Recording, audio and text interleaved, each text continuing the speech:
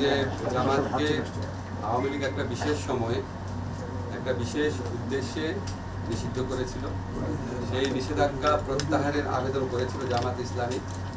তারপর আমাদের home ministry থেকে আবেদনের প্রেক্ষিতে সিদ্ধান্ত এসেছে যে নিষেধাজ্ঞা প্রত্যাহার করা হচ্ছে।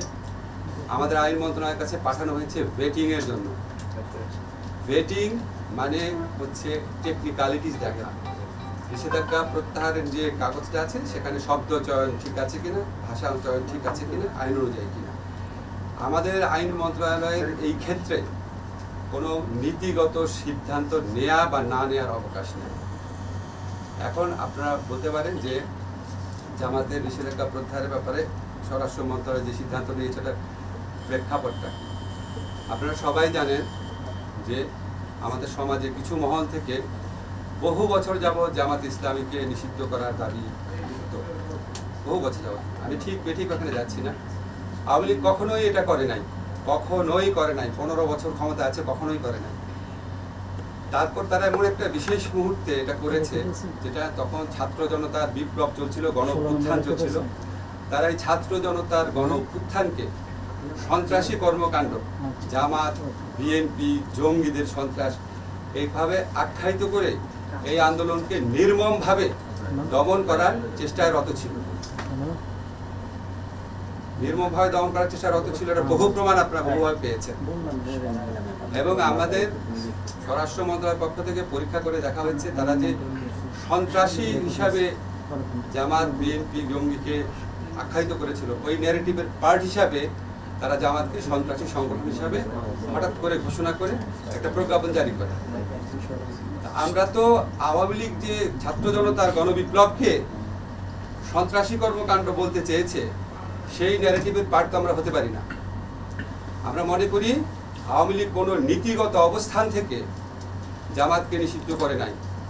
আওয়ামী লীগ রাজনৈতিক অপকৌশলের জন্য ছাত্র জনতার বিপ্লবকে নির্মমভাবে দমন করার জন্য এই ইস্যুটাকে এইভাবে ব্যবহার করেছিল। আমরা ছাত্র জনতার গণ অভ্যুত্থানে পরাজিত এবং প্রত্যাখ্যাত একটি দলের অন্যায় ন্যারেটিভের পার্ট হতে পারি না। এটাই হচ্ছে আমাদের বক্তব্য।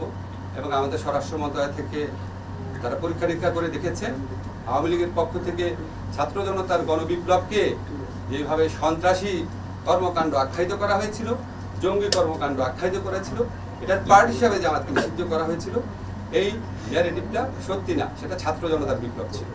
ছাত্র জনতার বিপ্লবকে সন্ত্রাসী হিসেবে আখ্যায়িত করা, কর্মকাণ্ড হিসেবে আখ্যায়িত করা, সেটা একদম দলের উপর চাপিয়ে দেওয়া, তাকে নিষিদ্ধ করা, আমরা এই মিথ্যা ন্যারেটিভের পার্ট হতে পারি না। এটা হচ্ছে আমার বক্তব্য। ঠিক আছে, বলেন এই ইস্যুতে প্রশ্ন করেন, অন্য কোনো ইস্যু।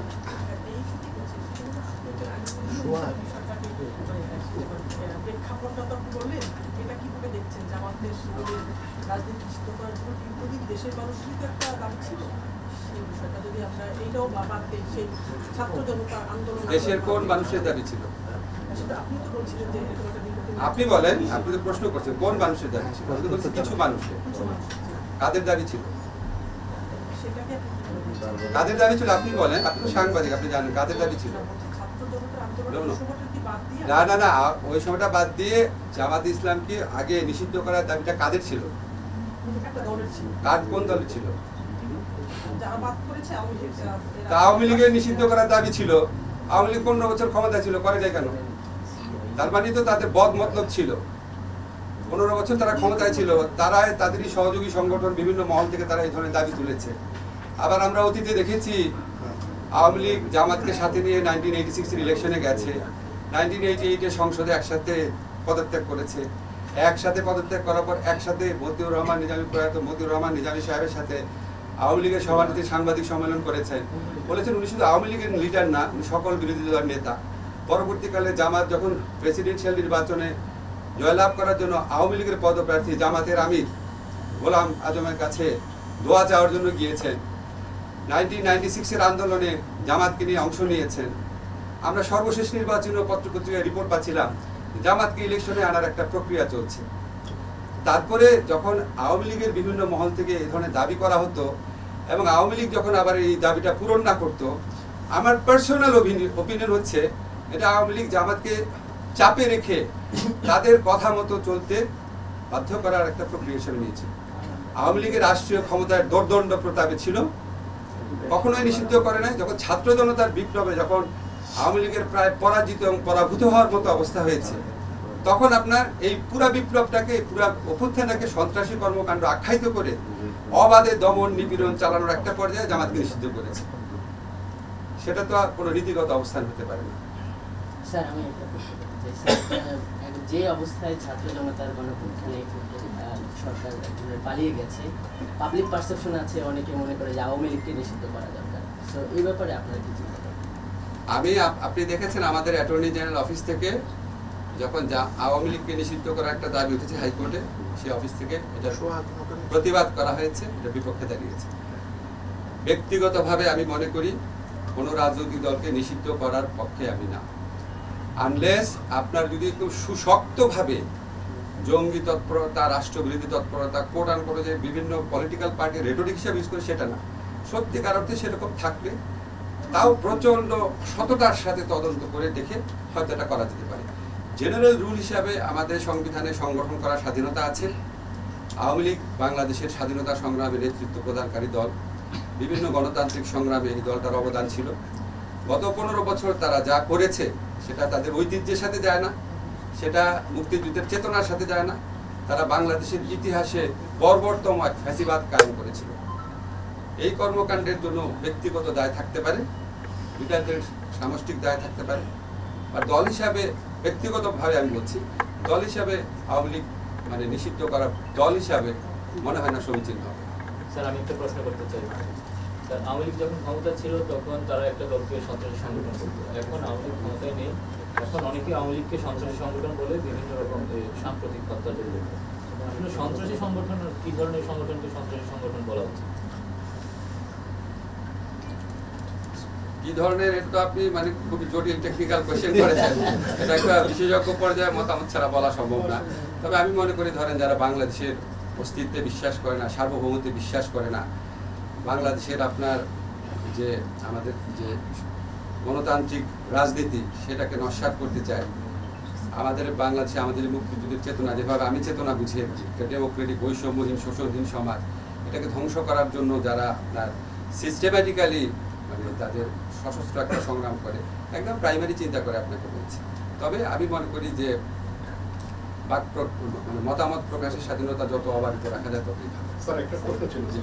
আপনারা তো সংস্কার কার্যক্রম নিয়েছেন ছাত্র জনতার, এটা একদম আনরিলেটেড না স্যার, একটা রিলেটেড স্যার। নির্বাচন কমিশন একটা মন্তব্য করেছে তাদের সাংবিধানিক কিছু বাধ্যবাধকতা আছে নব্বই, সেই বিষয়টি নিয়ে আপনারা কিছু ভাবছেন কিনা?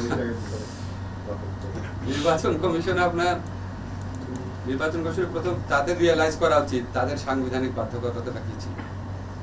ভুয়া নির্বাচন করা তাদের সাংবিধানিক বাধ্যবাধকতা ছিল, তারা আগে নিজের বিবেচনা করুন। যে নিজে আপনি আচরি ধর্ম আছে না, তারা প্রথম আত্মসমালোচনা করুন, তারপর দেখা যাবে। ওনার প্রধান নির্বাচন কমিশনের একটা লেখা দেখলাম, উনি এখন কি স্বৈরাচারী অগণতান্ত্রিক সরকার বলছেন, বলেছেন না সমকালে বলেছেন, উনি বলছেন যে ওনাদের ফাঁসির একটা হতে পারে যদি ওনারা না উনি আগের সরকারকে কি ঘোষণা করেছেন, স্বৈরাচার বলেছেন না? তাহলে উনি তো মানে উনার আগে আত্মসমালোচনা করা হচ্ছে। এই স্বৈরাচার সরকারটা আসছে কার অভিভাবকত্বে? উনার অভিভাবকত্বে। যাই হোক, এটা কোনো দরকার কি দরকার না, এটা উনার কথায় আমাদের মানে মানে উনার কথাতে আমাদের পরিচালিত হওয়ার কোনো কারণ নাই। আমাদের যথেষ্ট আইন বিশেষজ্ঞরা আছেন, আমরা সবসময় সব কিছু মানে দিকে দৃষ্টি রেখে এটা করবো। আর আমরা সবসময় বিশ্বাস করি ডক্ট্রিন অফ নেসেসিটি বলে একটা কথা আছে। তারপর আপনার আমাদের সংবিধান পরিবর্তনগুলো কিভাবে হয়েছে সেটা নিয়েও কোর্টে মামলা আছে। এখন এই বিষয়ে মতামত করা। স্যার, আরেকটা প্রশ্ন নেবেন। বিভিন্ন আদালতে স্যার আমরা দেখছি যে ডাক্তার দীপমণি সহ যে উঠানোর সময় হামলার ঘটনা ঘটছে। তো এই বিষয়টা আপনি কিভাবে দেখেন? যদি অন্যায় হয় এটা কার ব্যর্থতা? স্যার, এই সঙ্গে যত যে মামলাগুলো হচ্ছে স্যার, এটা ঠিক আছে, আমি দুটা নিয়ে কথা বলবো। প্রথম বলি, আদালত চত্বরে যে হামলা হচ্ছে এটা কোনো অবস্থাতেই গ্রহণযোগ্য না। আপনাদের কি মনে আছে আপনাদের একজন অগ্রজ সাংবাদিক মাহমুদুর রহমান সাহেব, ওনাকে আদালতে কি নির্মমভাবে রক্তাক্ত করা হয়েছিল? তখন আপনারা সবাই কি প্রশ্নটা করেছিলেন? আপনাদের টিভি থেকে এই নিউজটা দেখাতে পেরেছিলেন? এই যে এই ধারাগুলা এবং একটা দলকে, একটা মন্ত্রিসভাকে তার সাথে থাকা লোককে জনগণের শত্রুর পর্যায়ে নিয়ে আসা, এটা তো সাবেক সরকারের দায়ভার। তারা এমন একটা জায়গায় নিয়ে গেছে তাদের সমর্থকদের, তাদের মন্ত্রিসভা সদস্যদের, যে একটা জনরোষের তৈরি হয়েছে। মাহমুদুর রহমান শুধু জনরোষ ছিল না, এটা ছিল পলিটিক্যাল ডিসিশন, ওনাকে রক্তাক্ত করা। আর অনেকভাবে অনেক সাংবাদিকদের অপদস্থ করা হয়েছে। আমি নাম নিব না, আপনারা তো রিপোর্টই করতে পারতেন না, এবং আপনাদের কারো কারো কিছু মনে করেন না, আপনাদের কারো কারো সরাসরি ইন্ধন ছিল এই সমস্ত কাজে, আপনাদের কারো কারো। এখন আপনি প্রশ্ন তুলেছেন, আমার ব্যক্তিগত অভিমত হচ্ছে আদালতে কখনোই যাওয়ার সময় কখনোই কাউকে আক্রমণ করা উচিত না, কোনোভাবেই সমর্থনীয় না। কিন্তু আপনারা একটু প্রেক্ষাপটটা বুঝবেন, সেখানে অনেক বিক্ষুব্ধ মানুষ থাকে যারা 15 বছরের চাকরি হারিয়েছে, জীবনের নিরাপত্তার ভয় ঘুরে বেরিয়েছে, জীবিকা হারিয়ে ঢাকা শহরে লুকিয়ে থেকেছে, গুমের শিকার পরিবার আছে, হত্যার শিকার পরিবার আছে। এখন মানুষের এত ক্ষোভ, এত ক্রোধ, এই ক্ষোভ ক্রোধের কিছু বহিঃপ্রকাশ ঘটে। সেই বহিঃপ্রকাশকে সমর্থন করছি না, প্রশ্নই আসে না। কিন্তু আপনাদের এটাও ভাবতে হবে, আমি যখন পুলিশ প্রশাসনের কথা বলেছি যে আপনারা যথেষ্ট বাধা দিচ্ছেন না কেন, যথেষ্ট বাধা দিলে তারা যদি আপনার যারা বিক্ষুব্ধ জনতা আছে তাদেরকে যদি তারা যথেষ্ট পরিমাণ বাধা দেয়, বা যদি ধরেন কোনো রকম যদি শক্তি প্রয়োগ করে, তখন তো আবার আপনার এটা অন্যদিকে মন নেবে। কারণ পুলিশ খুব ডিমোরালাইজড অবস্থায় আছে, এটা সাবেক সরকারের অবদান। তারা পুলিশকে এমন একটা মানে গণশত্রু বাহিনীতে পরিণত করেছিল যে পুলিশ সাহস করে তাদেরকে বাধা দিতে পারে না, বলে স্যার আমরা বাধা দিতে, বলে তোরা তো ওনার নাম ধরে বলে তার পুলিশ, এটা বলে তাদেরকেই মারতে আসে। আমি যেরকম শুনেছি আপনাদের বললাম। তারপর আমরা চেষ্টা করছি বিভিন্ন কৌশলে, বিভিন্নভাবে, এটা আপনাদের বলবো না, যাতে আপনার এই ক্রাউডটা কমানোর কী কী উপায় আছে আমরা চিন্তা করছি। আমি ব্যক্তিগতভাবে 2-3টা বড় দলের সাথে কথা বলেছি যে প্লিজ আপনাদের যদি কর্মী টর্মী থাকে ওনাদেরকে থামানোর চেষ্টা করেন। ওনারা বলেছে ওনারা যথেষ্ট ক্লিয়ার, ওনাদের ইনস্ট্রাকশন আছে। তারপরে মানুষের স্বতঃস্ফূর্ত প্রতিক্রিয়া হলে কিছু করার কিছু মানে ওনারা বলেছে ওনাদের খুব বেশি কিছু করার নেই, ওনারা আরও চেষ্টা করবেন বলেছেন।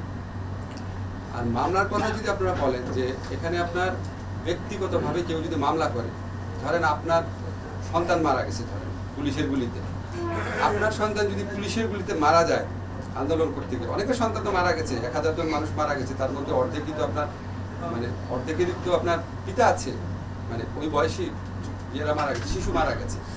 এখন আপনারা যদি ওই সময় ফুটেজ দেখেন, আপনার পিতার সন্তান যদি মারা যায়, আপনি কি শুধু মানে কে মেরেছে ওই এলাকার পুলিশকে দিবেন মামলা? আপনার তো তখন মনে হবে যে আপনি তো দেখেছেন আমাদের সাবেক প্রধানমন্ত্রী কি বলেছেন, ওবায়দুল কাদের সাহেব কি বলেছেন, স্বরাষ্ট্রমন্ত্রী কি বলেছেন, দীপুমণি উনি কি বলেছেন, নওফেল কি বলেছেন, আরাফাত কি বলেছেন, আপনার মনে পড়বে না?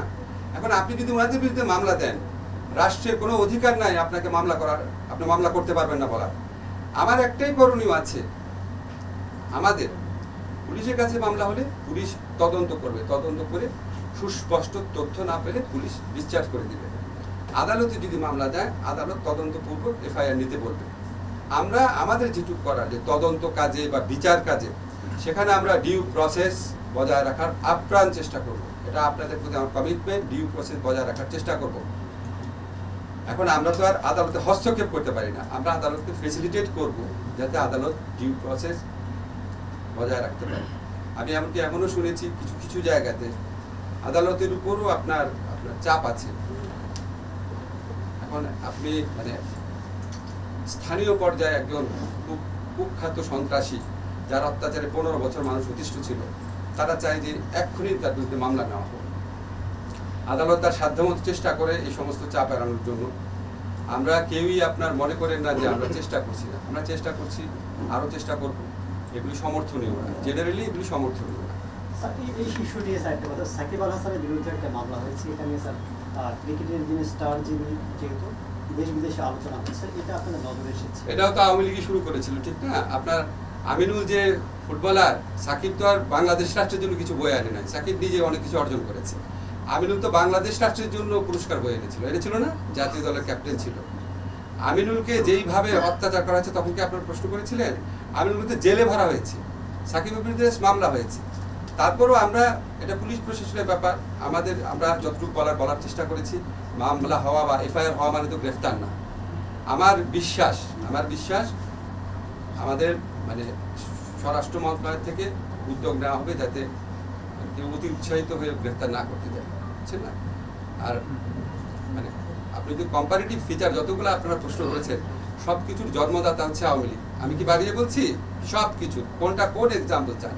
এবং তারা এমন একটা পর্যায়ে, আপনারা তো জানেন যে every action has some reaction, না ইকুয়াল রিয়াকশন বলে কিছু রিয়াকশন হয়, সেটা আমরা পছন্দ করি না, কিন্তু এই রিয়ালিটিটা তো বুঝতে হয় যে এটা তো আউট অফ দ্য ব্লু আসে নাই, আউট অফ দ্য ব্লু আসে নাই। আমিনুলের যখন আমিনুলকে গ্রেফতার করা হয়েছে, দিনের পর দিন জামিন দিচ্ছিল না, দিনের পর দিন জামিন দিচ্ছিল না। আমি নিজে শুধু প্রথম আলোতে কলাম লিখেছি, আমি আপনাদের কাউকে লিখতে দেখি নাই আপনাদের পত্রিকায়। একটা জাতীয় দলের বাংলাদেশ চ্যাম্পিয়ন হয়েছিল সাব গেমসে, তার ইয়েতে চ্যাম্পিয়নশিপে গ্রেফতার করেছে, মামলা গ্রেফতার, দিনের পর দিন জামিন রিজেক্ট করেছে। সাকিবের বিরুদ্ধে শুধু মামলা হয়েছে এবং আমি আশা করি সাকিব গ্রেফতার হবে না। এবং আমাদের পুলিশ বাহিনীকে আমি যতদূর জানি এরকম একটা ইনস্ট্রাকশন দেওয়া আছে যে অবিশ্বাস্য, অ্যাপারেন্টলি খুব অবিশ্বাস্য কিছু হলে যতটা পারা যায় আইনগত সীমার মধ্যে থেকে রেস্ট্রেইন দেখানোর জন্য, রেস্ট্রেইন বজায় রাখার জন্য। ঠিক আছে,